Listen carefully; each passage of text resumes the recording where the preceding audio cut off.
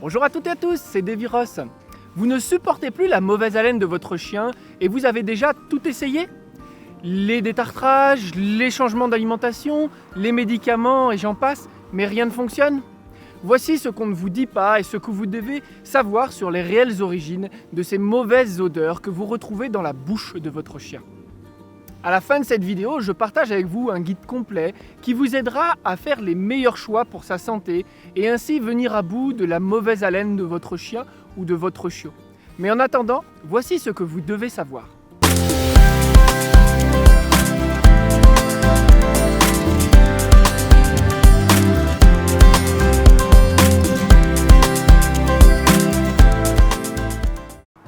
Il y a beaucoup d'idées reçues sur la mauvaise haleine chez le chien. Certains vous diront que cela vient du tartre que le chien a sur les dents. Mais alors comment expliquer qu'une fois ce tartre enlevé, la mauvaise haleine du chien perdure quasiment systématiquement? En vérité, cette mauvaise odeur de la bouche de votre chien n'a rien à voir avec le tartre et est d'ailleurs la conséquence d'une même origine qui va le former. Aujourd'hui, l'alimentation des chiens est de moins en moins adaptée. Entre alimentation industrielle, de marque, de piètre qualité, et alimentation à la mode avec des légumes comme la pomme de terre, la patate douce, le panais, les pois, les lentilles, les tomates et j'en passe, l'estomac et les intestins de nos animaux sont vraiment mis à rude épreuve.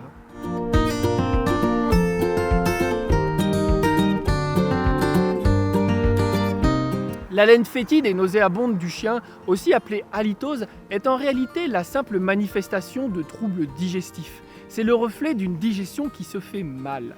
L'estomac doit constamment éliminer des toxines issues de l'alimentation non adaptée à ses besoins biologiques et naturels et qui sont à l'origine de cette mauvaise haleine.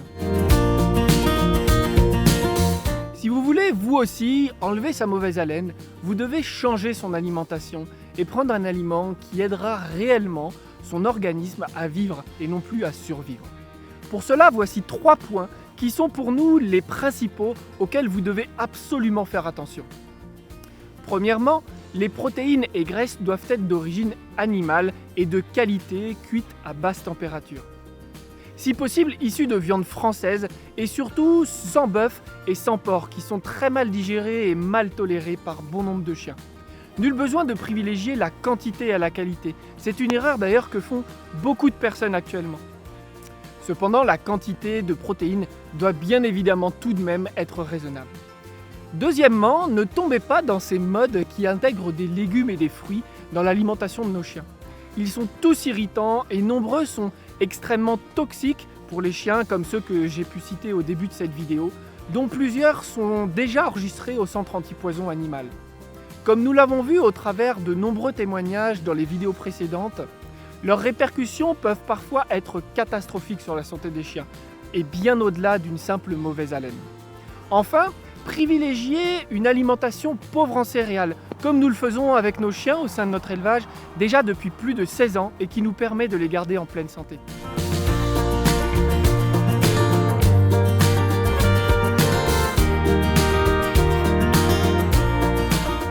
C'est grâce à ces 3 conseils que nous arrivons à aider tant de chiens et de chiots chaque année à en finir définitivement avec leur mauvaise haleine et leurs problèmes digestifs qui duraient des fois depuis déjà plusieurs années.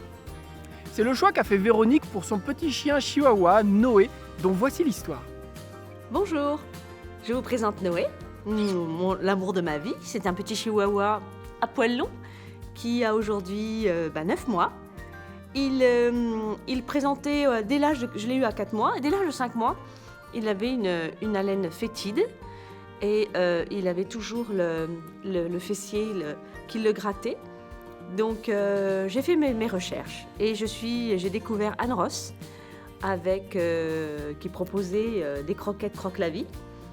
Et dès lors que j'ai commencé à nourrir mon petit Noé avec ses croquettes, son haleine a subitement sa mauvaise haleine, fétide, a subitement disparu.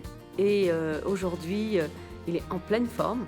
Il a une vitamine exemplaire et surtout, il a une haleine extraordinaire. Et comme c'est un monsieur les chouilles, je peux vous garantir que c'est que du bonheur. Je vous conseille vivement de faire consommer à vos chiens, quel qu'il soit, quelle que soit la race, quelle que soit la taille, les croquettes d'Anne Ross. Ce sont des gens qui se sont vraiment voués et dévoués à la race canine et surtout à leur système digestif qui est on ne peut plus fragile et à la fois solide si on respecte les conditions pour qu'ils soient en pleine forme. Comme promis, vous pouvez télécharger dès maintenant votre guide complet au travers duquel vous trouverez des conseils clés très précieux qui ont déjà pu aider bon nombre d'entre vous à en finir avec la cause de la mauvaise haleine de leur chien. Il vous permettra de pouvoir retrouver des moments de complicité, de câlin et pourquoi pas de léchouille avec votre chien qui aura retrouvé une haleine naturelle et fraîche. Pour télécharger gratuitement ce guide, il vous suffit de cliquer sur le lien qui s'affiche dans cette vidéo et que vous retrouverez dans la description de cette vidéo. Si vous connaissez une personne dont le chien ou le chiot a également mauvaise haleine, surtout n'hésitez pas à lui partager cette vidéo parce que vraiment je suis certain que vous pourrez vous aussi l'aider à votre tour. Et si ce n'est pas encore fait, pour continuer à recevoir tous nos conseils sur la santé des chiens, abonnez-vous. Je vous dis à très bientôt pour la prochaine vidéo.